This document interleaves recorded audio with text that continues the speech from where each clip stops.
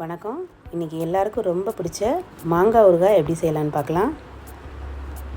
எனக்கு இன்றைக்கி ஒரு பெரிய கல்லாமக்காய் கிடச்சிருக்கு. அது சின்ன சின்னதாக கட் பண்ணி வச்சுருக்கேன். அதை ஒரு பவுலில் மாற்றிட்டு அதில் ஒரு 2 டேபிள் ஸ்பூன் நிறையாவே உப்பு சேர்த்துருக்கேன். அந்த உப்பு எல்லா இடத்துலையும் படுற மாதிரி நல்லா ஒரு ஸ்பூன் வச்சு அப்படியே மிக்ஸ் பண்ணி விட்டுறேன். அப்படியே மிக்ஸ் பண்ணிவிட்டு நம்ம ஒரு மணி நேரமோ 2 மணி நேரமோ ஒரு மூடி போட்டு கொஞ்சம் நேரம் ஊற வச்சிடலாம். பாருங்கள் அந்த ஊறின மாங்காய் எப்படி இருக்குன்னு. நல்லா ஊறினதுக்கப்புறமா நம்ம அதை தாளிச்சிடலாம். ஒரு பேனில் நல்லெண்ணெய் மட்டும்தான் சேர்க்கணும் ஊறுகாய்க்கு, அதான் டேஸ்ட்டாக இருக்கும். கொஞ்சம் நிறையாவே ஆட் பண்ணிக்கலாம். அப்போ தான் ஊறுகாய் நமக்கு ஊறையில் நல்லாயிருக்கும். எண்ணெய் காஞ்சிருச்சு.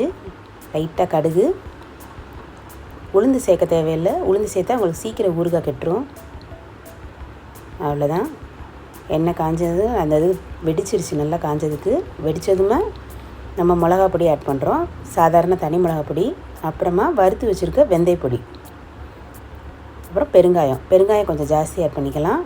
எல்லாமே அதை எண்ணெயிலே போட்டோன்னா கலர் உங்களுக்கு ரொம்ப அழகாக இருக்கும். அப்புறம் அந்த மாங்காயும் அதில் ஆட் பண்ணிடலாம். அவ்வளோதான். ஸ்டவ்வை ஆஃப் பண்ணிவிட்டு அப்படியே அந்த ஹீட்லேயே மிக்ஸ் பண்ணிடுங்க.